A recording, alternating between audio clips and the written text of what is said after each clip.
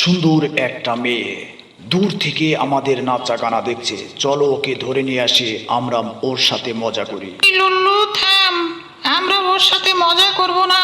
ওকে ধরে নিয়ে এসে আমরা ওর রক্ত চুষে চুষে খাবো। না ডাইনি ভূত, ওর সাথে মজা করার দরকার নেই। আমি ওর আত্মার ভিতরে ঢুকে গিয়ে একটু আনন্দ ফুর্তি করে আসি। ডাইনি ভূত, আমি যে তোমাকে প্রচুর ভালোবাসি গো, কি করে দেব ওকে ওর আত্মার ভিতরে ঢুকে যেতে?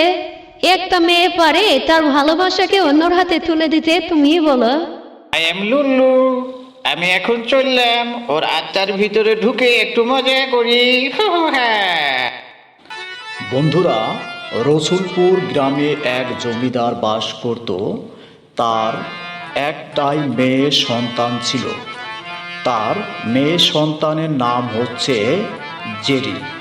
জেরিকে কিছুতেই পাতলুর সঙ্গে বিয়ে দিতে তার আব্বা রাজি হচ্ছিল না, কারণ পাতলু ছিল নিহাত গরিব মানুষ। তাই তার আব্বা পাতলুর সঙ্গে কিছুতেই বিয়ে দিতে রাজি হবে না। জেরি বলল, দেখো পাতলু, তোমার সঙ্গে যদি আমার বিয়ে না হয় তাহলে আমি আত্মহত্যা করে নিজেকে শেষ করে দেব। আমার কাছে একটা আইডিয়া আছে, শোনো তাহলে। জাস্ট শুধু তুমি ভূতে ধরার অভিনয় করবে জেরি, তারপর যা করার দরকার আমি সব করে দেব জেরি। তোমার সাথে পাতলুর বিয়ে কেউ ঠেকাতে পারবে না, আমি বটু কথা দিলাম জেরি, শোনো। এরপর লুল্লু ভূত জেরির আত্মার ভিতর ঢুকে গেল। জেরি ধীরে ধীরে ঠিক সন্ধ্যার সময় বাসায় ফিরে চলে এলো। এসে উঠানের আঙ্গিনায় ধপাস করে পড়ে গেল। জেরির আব্বা বলল, আম্মু, ও আম্মু, তোমার কি হয়েছে আম্মু? তুমি এমন করছো কেন?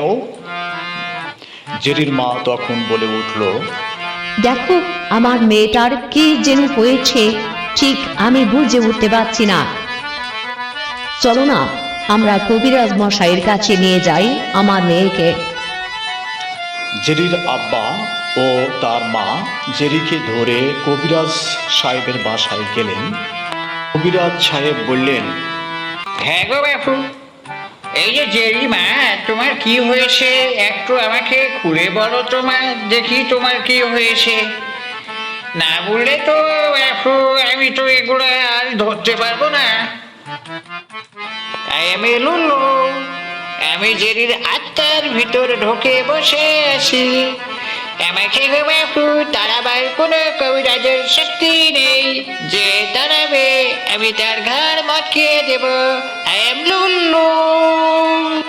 এরপর কবিরাজ সাহেব বললেন, হ্যাঁ গো বাপু, এই যে তোমার মেয়েকে যে ভূতে ধরেছে গো বাপু, এই ভূত টুত তাড়ানো গো বাপু আমার পক্ষে আর সম্ভব নেই গো বাপু। এখন বলো আমি কি করতে পারি? ওর থেকে তোমরা বাসায় ফিরে যাও, অন্য একটা কবিরাজ দেখিয়ে তোমার মেয়েকে ঠিক করে নিও। এরপর জেরিকে বাসায় ফিরে নিয়ে আসলো জেরির মা বাবা।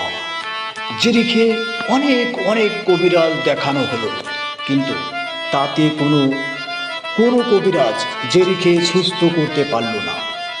মোটু জেরিদের বাসায় 1 মাস পর বেড়াতে আসলো। এরপর জেরির মা বাবা মোটুকে সব খুলে বলল।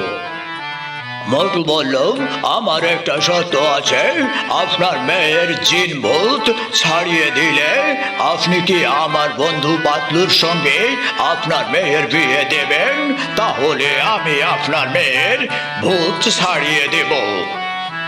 জেরির আব্বা বলল, ঠিক আছে, তাই হবে।